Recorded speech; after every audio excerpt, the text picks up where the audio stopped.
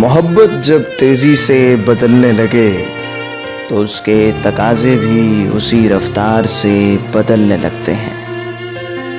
आपसे तुम तक का सफर चंद ही लम्हों में अबूर कर लिया जाता है और इस बढ़ती हुई चाहत के नतीजे में जान, जानेमन और जानम जैसे अल्फाज गर्दिश करने लगते हैं।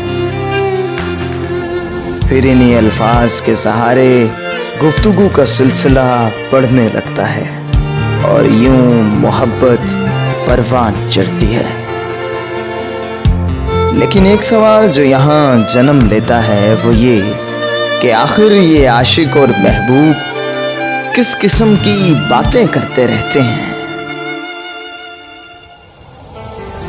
एक दूसरे से कौन सी ऐसी यकीन दहानी है जो बार बार करवाई जाती है, और आखिर ऐसा क्या है जो इन दोनों को तड़पाए रखता है। अरे बाबा, सुनाऊंगा वो तमाम बातें जो आप अपने महबूब से अक्सर करते रहते हैं।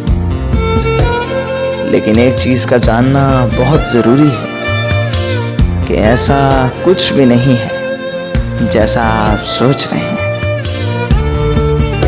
मिलते हैं आपसे अगली वीडियो में।